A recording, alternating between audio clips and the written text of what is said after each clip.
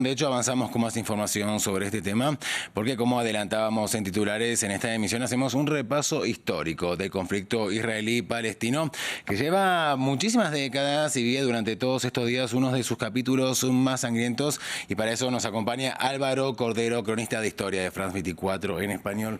Bueno, Álvaro, muchísimas gracias por tu presencia en los estudios de France 24 para ayudarnos a comprender tantas aristas, ¿no?, que tiene este conflicto, porque la guerra entre Hamas y Israel es tan solo un episodio, ¿no?, de una crisis en una región que se vive hace décadas. Sí, así es, Santiago. Bueno, para entender un poquito más en profundidad todo lo que está sucediendo, toca remontarse a los inicios del siglo XX. Para estos años, las primeras poblaciones judías provenientes de Europa empezaron a llegar a lo que hoy conocemos como Israel y bueno, lo hacían sobre todo por un gran rechazo que había hacia la población judía y pogromos que había en Europa.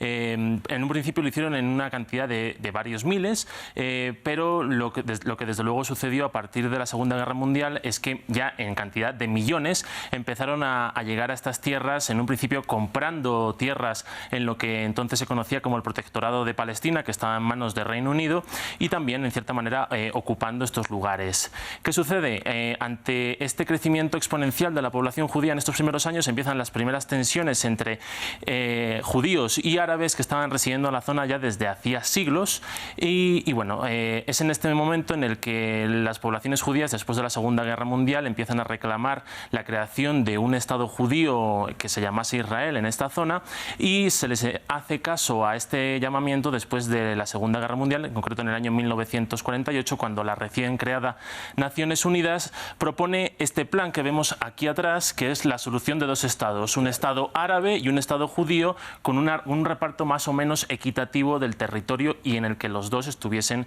conviviendo. Ahora, precisamente por esto quería preguntarte lo siguiente, ¿no? ¿Cuáles han sido las guerras que han existido en el seno del conflicto palestino-israelí concretamente? Bueno, pues para empezar tenemos que remontarnos al año 1948. En esa fecha Israel proclama la independencia, algo que no hacen las poblaciones árabes, y a partir de ese justo momento varios países, varias naciones árabes que son vecinas de Israel, entre las que podemos destacar Jordania, Egipto, Líbano o Irak, o Arabia Saudita también, deciden declarar la guerra a Israel. ¿Qué sucede? En esta época la inferioridad de Israel con respecto a todos sus vecinos era bastante notable, a pesar de contar con el apoyo ya inicial de Estados Unidos, pero de forma sorpresiva en esta guerra de 1948, conocida como la Guerra Árabe-Israelí, las fuerzas israelíes consiguen derrotar a toda esta coalición árabe que luchaba en contra de su creación. Esta victoria supone que Israel ocupe en torno al 23% de tierra a mayores de lo que había designado en un principio en el año 1947 Naciones Unidas, y es aquí donde está el inicio del conflicto. La Franja de Gaza queda en manos de Egipto y Cisjordania en manos de Jordania. Pero a partir de ese momento ya la tensión va creciendo, y en el año 1956 estalla la guerra del Sinaí por una nacionalización en el canal de Suez por parte de Egipto.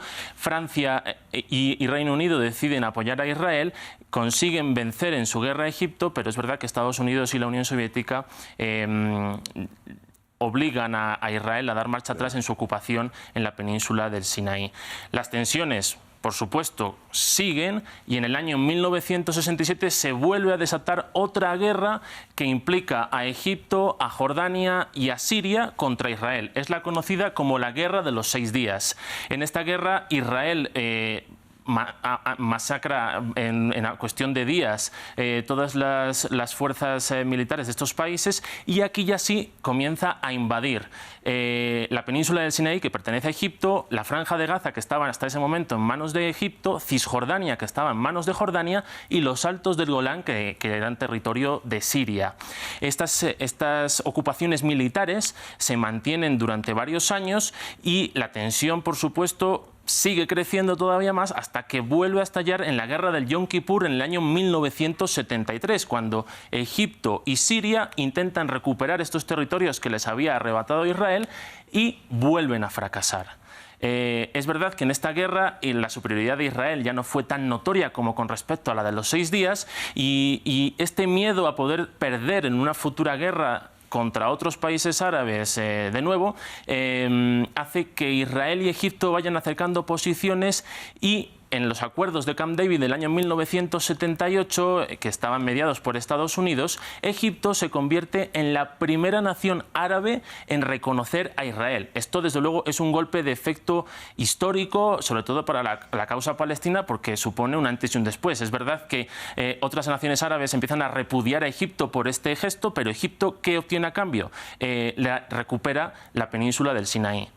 ¿Qué sucede? Israel sigue manteniendo bajo su control Cisjordania y la Franja de Gaza, y aquí es cuando ya empiezan los enfrentamientos más propios internos entre los territorios palestinos e Israel, que desde luego se empiezan a materializar en el año 1987 con lo que se conoce como la primera intifada, liderada por el histórico Yasser Arafat, que desde luego suponen una serie de enfrentamientos con las míticas imágenes de palestinos tirando piedras contra tanques israelíes. Que han quedado en la historia. Sí, pasaron a la historia desde luego. Después de esta primera intifada, lo que se logra es que, otra vez mediado por Estados Unidos, los territorios palestinos, liderados también por Yasser Arafat, como te decía, junto con Israel, logran la paz de Oslo en el año 1993. Esta paz de Oslo supone que Israel reconoce a estos territorios palestinos y los territorios palestinos reconocen a Israel.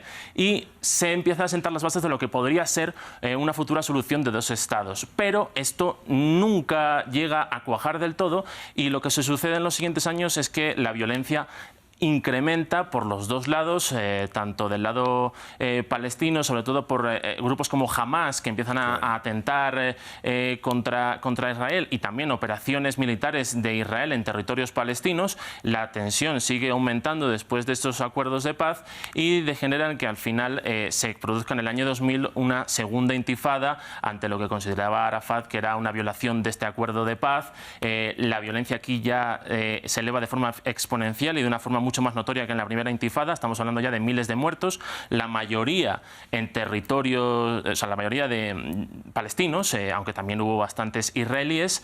Y después de esta segunda intifada entramos ya en el periodo que consideramos más actual, que implica lo siguiente, y es la ruptura dentro de lo que consideramos los territorios palestinos entre las dos grandes facciones, Al-Fatah y Hamas. Hamas comienza a dominar la Franja de Gaza, que pasa a un bloqueo seguido de Israel, que desde luego causa una crisis humanitaria que todos conocemos, que se prolonga hasta el día de hoy, y que también va acompañada con rebrotes esporádicos y cíclicos de violencia entre las dos partes, que desde luego generan bastantes muertos en los últimos años.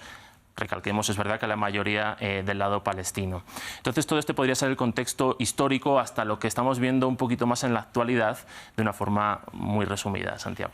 Muchísimas gracias, Álvaro, resumido, pero bueno, es clave conocer todos estos aspectos porque, como decíamos, es un conflicto que lleva muchísimas décadas y la historia aquí es fundamental de conocer, así que muchísimas gracias una vez más. Gracias a ti, Santiago. A vos.